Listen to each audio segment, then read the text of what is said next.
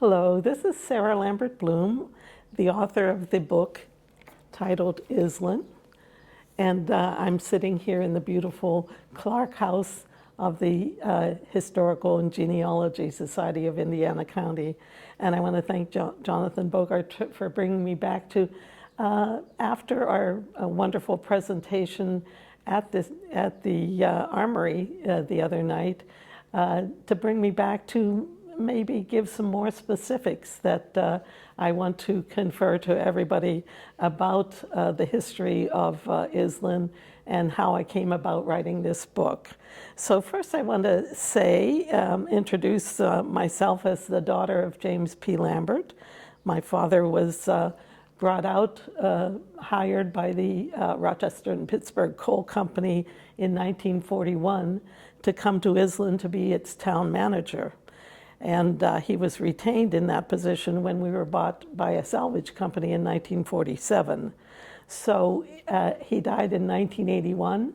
So from 1941 to 1981, he was in the town of Island, not just as the town manager, that is collecting the rent, and he had a chain of men who would go around town putting up clotheslines and fixing this and that. Not real hardcore maintenance by any means, but he was just available. But then he was elected Justice of the Peace of Young Township for 25 years. And in that role, he played a big part in Island. We can recall, my sister tells me that the coal miners called him Mr. Jim. And I can recall that as a child when there was any trouble in town. Get Mr. Jim, get Mr. Jim. Where is your father? We need Mr. Jim. And that was very real. He did put out a lot of fires in domestic disputes and such. He was, after his tenure as Justice of the Peace, he was elected district magistrate, had an office in Blairsville. And so 1903 is when Island was founded by the Rochester and Pittsburgh Coal Company. He died in 81, and now here we are in 2024. So he was the middle third of that 120-year history of Island. As Mike Duffalo spoke so eloquently the other night in our presentation at the Armory, the advocacy and the changes that he and Mike and the other unpaid citizen advocates of Island were able to bring about in Island, that came from the spirit and advocacy of the people, and he was a leader in that advocacy. So I am proud to represent my father here today, and the next thing I would like to do is read from my book about the miners. We focused a lot the other night in our presentation about the living conditions of the families, but I would like to spend some time on the conditions that the coal miners themselves were enduring during their work in the bituminous coal mine. And so I'll read from chapter 18 of Island, and it's called The Island Lamberts. And let me just make sure that I have my right passage. Yes, thank you. And at my father's passing, my mother was able to receive a widow's pension from the Miners Union, UMWA, as well as a supplemental pension through the act signed into law by President Reagan, H.R. 5159, which contains the Black Lung Benefits Revenue Act of 1981. While she shared the worry and pain with many, if not all, of the Island miners and their families and their town manager, my father, who was never required to go down into the pits, but who nonetheless did not evade the suffering and the heartache of this terrible black lung disease as a surface worker. Bituminous coal underground mining employs slightly more than half of all coal mining industry workers, but experiences a higher share of occupational injuries and illnesses and fatalities. In a study completed by the U.S. Bureau of Labor Statistics, the average life expectancy in the coal mines for those starting work at 15 years of age was found to be 49.23 years underground workers and 59.91 years for surface workers. The hazards in the pits, including being directly exposed to toxic fumes, coal dust, toxic metals, acid mine drainage, lack of sunlight, hearing loss, plus threat of being crushed, drowned, or injured from fires, or being trapped for indefinite periods of time by a structural collapse.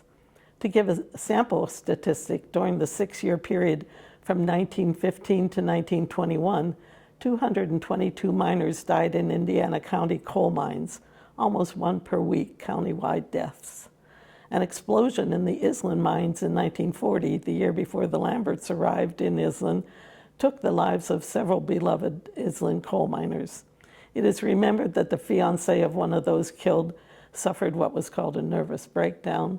Even non-lethal issues took a toll on the miners' bodies. And I quote one miner saying, "I've mined coal in places 2 feet tall. I could barely take a drink of water. You'd have to pour it in sideways. When you were in a place 4 feet high, you thought you were in heaven." And here I have a picture in there of Rudolf Gordish. And of course, this is the father of one of my childhood friends. And he writes, the hands of, I went to Pitt, he says, not Pittsburgh University, but down under, you know what I mean. I lost a hell of a lot of sunlight down there. So, you know, if I get emotional talking about this, I saw those miners. I saw their injuries. My best friend, we sat on, we didn't spend much time at her house because her father sat on the glider on the back porch every day that he could, except the coldest days, with a crushed chest and a horrific cough. And of course, he was gone pretty quickly after that. It was just very sad to watch how the bodies of the miners were ravaged by their work, but how proud they were. We never knew a coal miner who wasn't proud of what he was doing. They loved their work. It's just brutal to read about how physical it was on them. Let's see, my next. I would like to talk next about the churches in Island. So we were members of the Holy Cross Catholic Church. And I write in my book, it was a haven, a lifeline to the divine for people who cherished the beauty they found in nature, but otherwise were surrounded by the harsh environment of work in and around the mines and the harsh living conditions of living in a patch town. Proportional to the size of the Island community, the Holy Cross Church was a cathedral, having all the majesty minus the presence of an on-site bishop, and that's what qualifies a church to be a cathedral, is a bishop in residence. But we were blessed by the bishop's loving care and the financial support from the diocese from the inception of that church in 1908. Can you see that we were formed in 1905, founded in 1903, and just a few years later we had a church. And we also had the admirable financial support contributed by the R&P Coal Company for over 40 years. And next I'd like to talk about how we looked as little members of that church. And it's really stunning for me to see this now. I mean, I still marvel at the juxtaposition of the ugliness that we lived in and the beauty. And here's one of the most beautiful contributions they gave to us. And here's just a, you'll have to read the book to see it up front. It's the how we children were dressed for our first communion, like little angels. And then every May, the older women in town were dressed in gowns. It's kind of like the sacred equivalent of prom dresses, I guess. And every May, we had at our outdoor statue of Mary, the May crowning of Mary. And there's a beautiful song that we always sang. We crown thee with blessings and blessings today, Queen of the angels, Queen of the May. Mary, we crown thee with blessings today, Queen of the angels, Queen of the May. And there would be little children in attendance to the Queen of the May each year, nominated from among the older women in the parish. Then I want to say that, give me a moment here because I want to talk about the other church as well. Sorry. Let me get my order let me get this in order. Here we go, page 35. The other church is called the Island Union Church, a very beautiful church. And, I'm sorry. And let me read a little bit about it. Here on the left is the Holy Cross Church, the Catholic Church. On the right is the Union Church, the Protestant Church.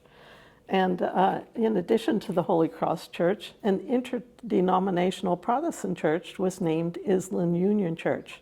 It was built atop the hill just below the town's only water tank and adjacent to the Island Elementary School, just across Cement Road from Holy Cross Church. The two churches were similar in style and dimension, including their comparable height. The pair made a commanding visual statement overlooking the community, the company store having been located down near Lower Street. Due to the large number of Catholics in town, the Holy Cross Parish remained the larger of the two, but the Island Union Church established and maintained a positive presence in Island to this day, actually. Few documents have survived, but oral history relates that the Holy Cross Church, like the Holy Cross Church, it too was constructed in the 1910s with funding from the Rochester and Pittsburgh Coal Company. Unlike Holy Cross Church, however, Island Union Church continues to function, known for its inspiring religious services as well as popular potluck suppers that solidify community bonds. It remains in use by its faithful members. It's wonderful that they were just like hovered over the town with that spirituality. It was very, very important to us. There's one road through town that is paved. No other road is paved still yet. And it was called Cement Road, which we pronounced Cement Road. So, and let's go on now to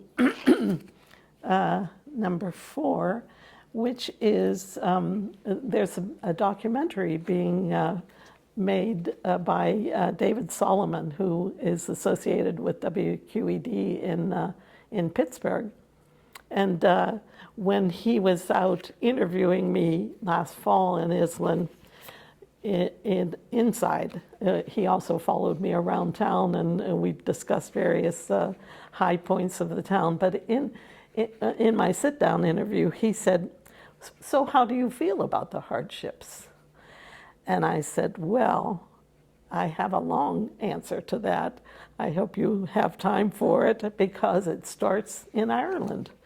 And my great-great-grandfather lived in Ireland, and this is a book that my sister and my cousin Michael just put out, self-published this year. This is a picture that she took of where our great-great-grandfather Lambert, his cottage was. and he raised his family there.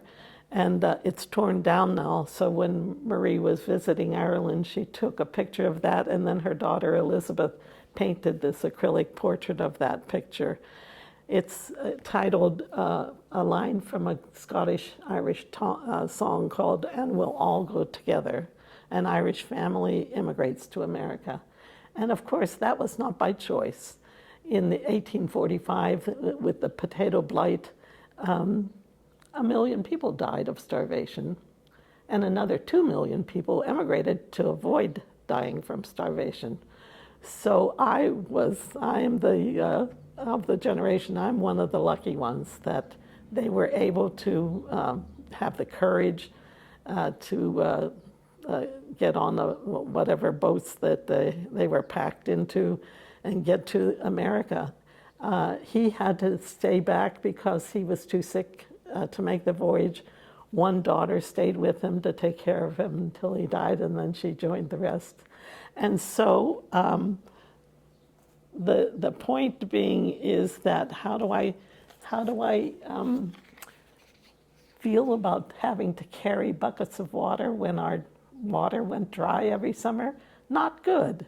I don't think we should have been treated that way. I think we should have had potable water 12 months a year. That's my opinion. That was unacceptable, and we lived with it for too many years. The water tower was dedicated in 1981. That's my whole early childhood and into my adulthood that we had that situation. But, my ancestors had to eat grass to keep alive, and if they went down to pick mussels on the rocks in Ireland, they were shot. And they grew other crops that they could have eaten but weren't allowed to eat. That was for the British. But I can say in Islin, no one was ever hungry. We had victory gardens and chicken coops and cows, and we were never hungry. So can I carry a few buckets of water and say, thank God I'm alive, thank God we made it? Yes. So that's my long answer to that question, how I feel about that. My next topic I would like to talk about is my sister Jane. We were 5 children within 6 years. We were a little pack. And my mother was a very educated person in Du Bois, Pennsylvania, where both my mother and father were born and raised. She became an elementary school teacher after attending IUP for 2 years to get that teacher's certificate back in the Depression. And they had a grand piano in their living room. My grandfather was a blacksmith. How they managed to buy a grand piano, I have no idea, but my mother learned to play the piano in the day. So she was born in 1909, so was my father. In the day, it was just like it was in Mozart's time, that you didn't go to somewhere to take piano lessons, the teacher came to you. So Mozart would travel around in a carriage and go to each house and teach the lessons there. Same in Du Bois. So her teacher, who was a graduate of the New England Conservatory, came and taught her the piano. Her brother Leo was a violinist, and they played many duets. So in our home in Islin, what we listened to was Rachmaninoff and Beethoven and Chrysler. She brought all that culture with her to Islin. The 2 oldest siblings, my sister Jane and Marie, were born in Indiana before they relocated to Pittsburgh. And then when they came, 2 boys were born, my brothers Jim and John, and then I was born the baby of the family. But my sister Jane was just an extraordinary influence on my life and the life of everybody in Islin. And I'd like to read a little bit about her. She was a member of the choir at the Holy Cross Church and a leader in the sodality. After earning a BA from Seton Hall College in nearby Greensburg, she was offered a position at Educational Testing Service in Princeton in 1960, writing and editing questions for their ubiquitous and powerfully influential SAT exams. Unhappy with the advantageous slant of those tests towards America's primarily white upper classes, she quit. She left ETS to work for a time on IQ testing at the University of Iowa, eventually becoming a teacher leader in Salt Lake City's public schools. Her experience teaching gifted children there led to Jane's growing into a leadership role in professional development and gifted education in Utah and across the nation. This is the part that I wanted to speak about directly. She was an early advocate for what Howard Gardner's pioneering work at Harvard became known as the theory of multiple intelligences that more accurately captures the full range of abilities and talents that people possess. Jane earned advanced degrees and taught courses at the University of Utah and served as a vital member of the Board of Trustees for the McCarthy Dresden Education Foundation. But before her passing in 2016, to the very end of her life, she continued to push us to look beyond Gardner's original list of 7 types of intelligence, and those were visual spatial, linguistic verbal, logical mathematical, bodily kinesthetic, musical, interpersonal, and intrapersonal, to which he and his team have recently added naturalist. And her upbringing in Islam, no doubt, was the foundation for Jane's ability to value each of those 7 intelligences, which was not the reality in American society of her time. As you know, if you didn't get a high score on your SAT for linguistics and math, you were considered, stupid, actually, or, inferior. She had nothing to do with that. She would have nothing to do with weighting your abilities that way. And she, beyond that progress, she would have us remember that she saw even more room for inclusivity, more opportunity to value abilities and talents that are not yet defined or not easily measured by a test and given a numerical score, and that controls destinies. So, what a wonderful way to grow up with a sister saying, every person in this town has a talent and an ability, and we value all of them equally. And that gave all of us that sense of community and community love and support for each other. Never mind, and some people would say to me, I didn't do so well in school. I said, my sister Jane would say, look what you're doing here with your collection, Alex, and she taught me that, and I'm so thankful to her for that brilliance in perception in a time when America hadn't caught up with that reality. Actually, we're catching up a little bit, but not so much. Now I want to talk about something that bothers me a lot, and I want to bring it up today because, as I've said in my other talks, my grandmother Lambert used to tease me because I was a little, I guess, live wire. How can I describe it? I was all over town, and I would run home and say, Dad, 6 or 7 years old, 5 years old, Dad, it's not fair. And he would listen, and he would, take it seriously. It would be something really not fair, like the boys were having a bonfire, and they shucked their corn, and we were not invited, but we had to clean up the corn shucks. And the girls were not happy about that. And I'd run home, not fair, Dad. And he would listen, not laugh at me, and he would say, and what are you going to do about it? And so that kind of set me on my path of advocacy. What are you going to do about it? And then my grandmother Lambert would laugh at me, of course, and say, she's on the warpath.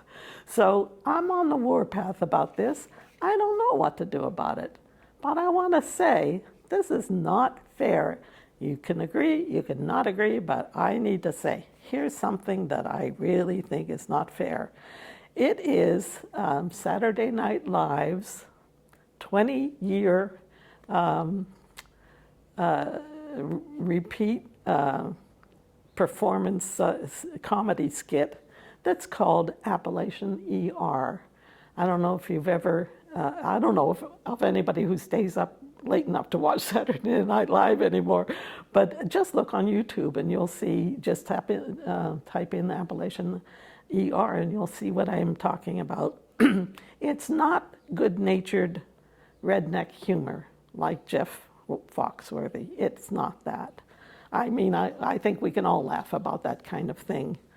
But it is, for instance, before the Super Bowl 2023, right when I was getting into launching the book and everything, you know, I always watched the Super Bowl because my father was a dedicated Steelers fan. My mother and father went to many Super Bowls in the era when they were winning, the Steelers. And so I always watch it just in their honor. So the night before, their, you know, mainstream big audience, national audience for Saturday Night Live at 10 o'clock. So I watched that, and they put on one of those Appalachian ER things, and I cried. I just was appalled. And what was on it that night was, you know, Seth Meyer checking people into the ER, and Amy Poehler shuffling in, looking pretty stupid. That was her presentation of how me and my sister Jane looks, I guess. And what the next client that came in said, "You're in again. This is the third time." Yep. What he needed in the ER was to have a toy removed from his behind, stuck again in his behind. I said, "That is just absolutely gross." And he said, "I guess I can't sell it now." Absolutely gross. Unacceptable. So here's what I think, and Grandma Lambert on the warpath, and I don't know how to do this. I don't know if it should be done, but what I think should be done is they have to remove those things from the air. They have to stop showing those things. It's just not acceptable. And I want them to apologize to us. And I would love, I mentioned this to somebody here in Indiana actually last summer when I was doing a book launch at the Free Library, and she said, "Yeah, an apology tour." And I said, "Yeah, an apology tour. Seth, you and Amy, come here, stand here, and say to me, you know, I didn't mean to offend you." I think that if anything that offensive were mocked about the African American community, they would be sued by the NAACP. Simple as that. But again, I'm on the warpath for giving a voice to Appalachians. We Appalachians have no voice big enough to tackle this, but it really needs to be talked about and addressed. I just want to say to them, who you calling stupid? And by the way, bring your SAT scores, because my sister probably wrote those questions.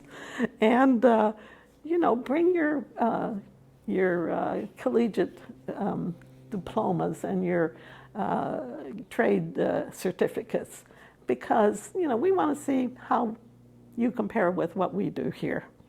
So I'm just referring to Mike Duffalo's wonderful speech the other day at the Armory, saying the Appalachian coal miners were proud, ambitious, intelligent people.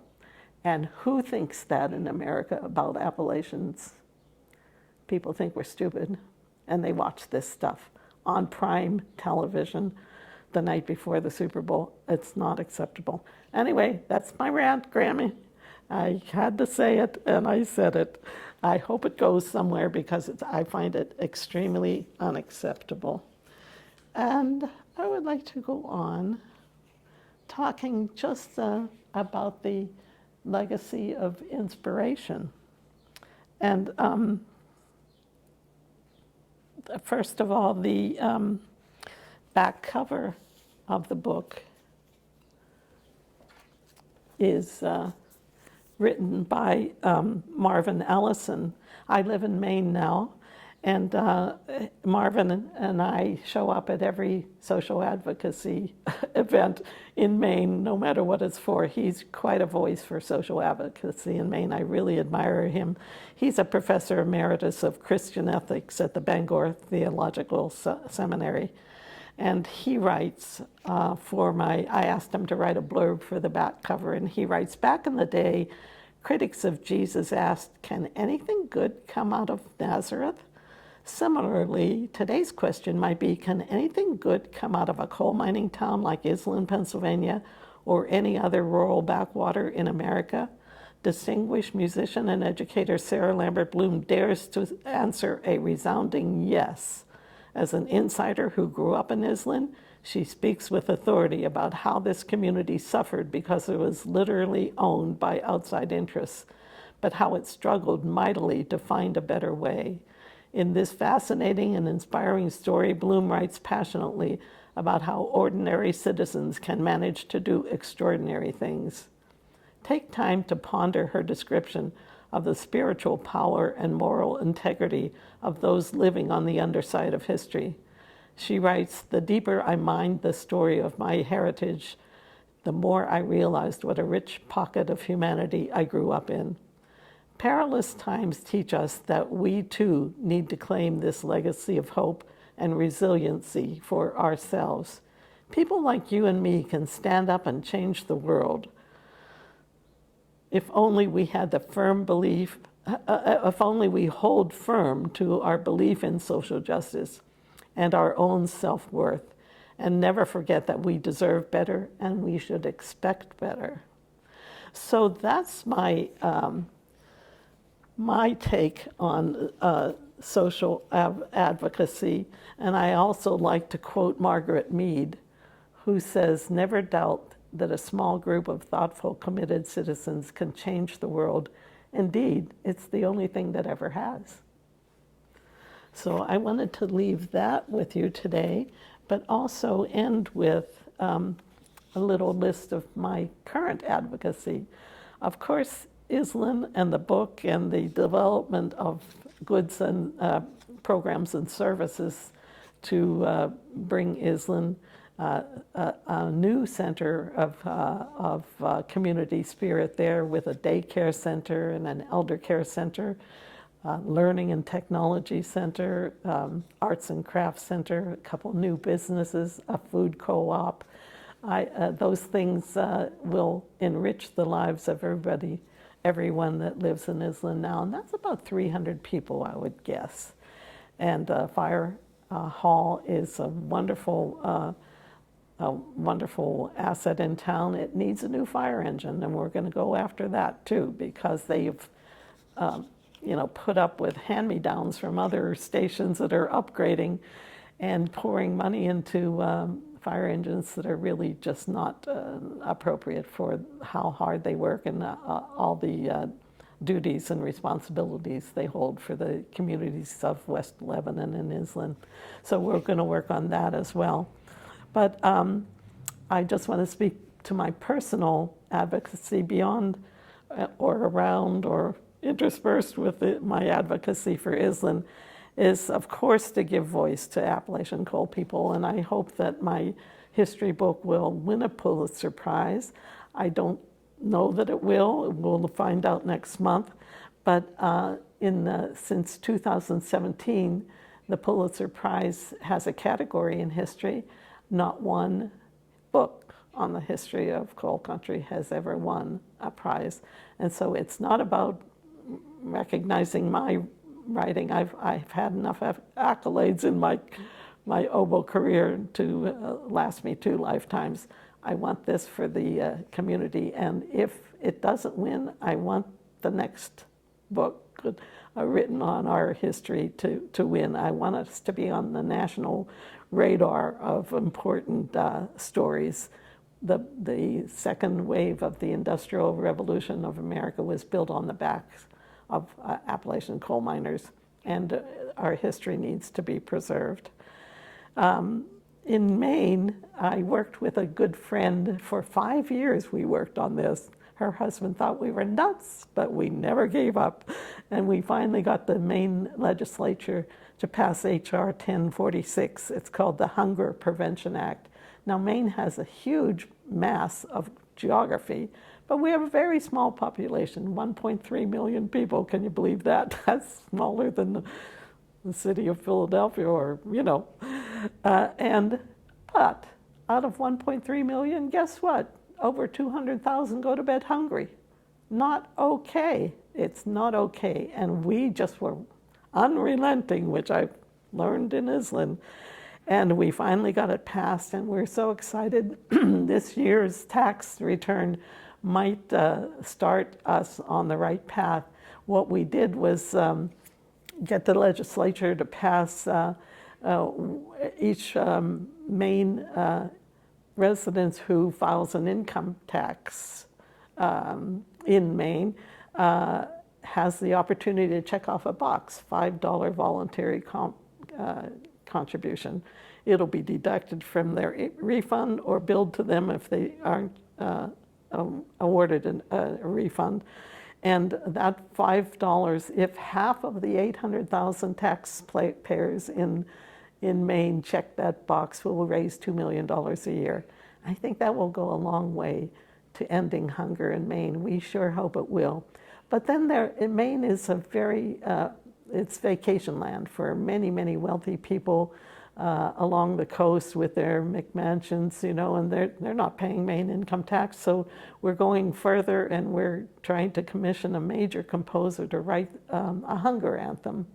And we'll make an MP4 of that and sell it for $20. And we'll get some celebrities to sing the text, and then we will have Maine children all over the state sing the chorus and have their, you know, input just, you know, filmed on their cell phones of their teachers and church leaders, and intersperse that into the MP4. And I think we can raise another 2 or 3 million that way. And so watch for the hunger anthem. The last hunger anthem that was ever written was in 1985. Do you remember We Are the World? Michael Jackson and Lionel Richie wrote that, and it was to help the famine in Africa. And it raised, in its first year, it raised $44 million. And so I believe in the power of the hunger anthem. And I think that America needs to have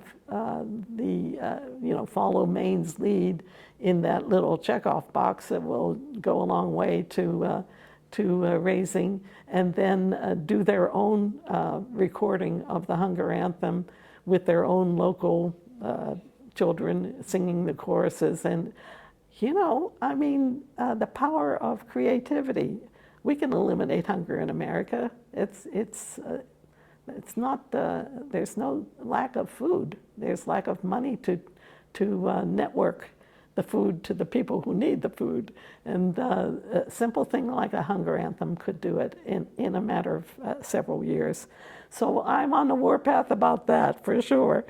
And then my husband was the son of a cantor in Pittsburgh. His father and his wife, his father and his mother emigrated from Kiev in the late 19th century as teenagers, before they were even married, to escape the pogroms of Kiev. Had they stayed there, they would have been killed. And so that's another, it's as serious as starving to death in Ireland. They got to Pittsburgh and they married and raised 7 children there. And my father-in-law became a cantor of a prominent synagogue there.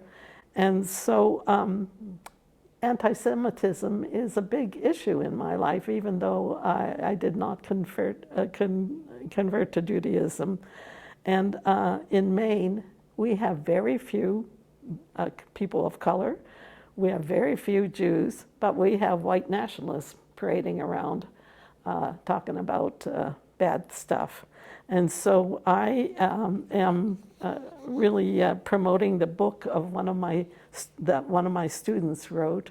So now that I'm learning how to do book launch, I'm helping her. Her book is titled Maria Mandel, And Maria was one of the worst of the perpetrators of murder during the Holocaust. She was in charge of the work camps, women's work camps in Auschwitz and Birkenau. And so we are putting on a presentation at the Cathedral of St. Luke's in Portland, Maine. And she'll launch her book there. But we have 4 prominent Maine musicians who will sing 30 minutes of music from the Holocaust, folk songs and classical music from the Holocaust called Courage and Resistance. So I'm assisting, her name is Susan Eischeid, Eischeid. And if you want to look at seischeid.com, you'll learn about Susan's lifetime work. So when she was studying with me for her doctorate at the Cincinnati Conservatory, when I was a professor of music there in the late 1970s and 80s, she was in my student, she was earning her doctorate there. And she chose as her doctoral dissertation, Music and Musicians of the Holocaust. And while she was in my studio, I wrote a grant to the Litauer Foundation and got her a travel grant. And of course, in the early 80s, Birkenau and Auschwitz was behind the Iron Curtain. Historians, even of music, were not allowed there. But we got her a grant and got her to Auschwitz, and she did personal research there. And she never stopped. For her, she's a professor of oboe at Valdosta State University in Georgia, but her lifetime work is on music and musicians of the Holocaust. So I would like you to look that up, because I think that we all need to pay attention to anti-Semitism that seems to be growing in America right now, and do whatever we can, just whatever you can in your location. Bring her to your location, even if you can. She's a wonderful speaker. I'll help you find some musicians. It just takes 4 musicians to do the presentation, 30-minute presentation of Courage and Resistance that she has set up. It's a magnificent opportunity for us to learn from her. And I think that's my follow-up. I mean, we started in Islin last fall with a town meeting, and we had a written survey, and we added some responses that evening in the town meeting. That was September 13th, I think. And then a couple days later, we did a caravan with the young township supervisors, rode around town to see what was good and what was not so good in Islin. We have a lot of input in from the get-go, from all the residents of Islin, about what we might try to do to bring some community spirit back and bring opportunities for the children and the elderly and everyone, actually. And then we had another town meeting the other night, on Tuesday night, and that's where we'll go from there. We're a nonprofit now, thanks to a lot of help from friends, and we'll go from there and just see where it takes us.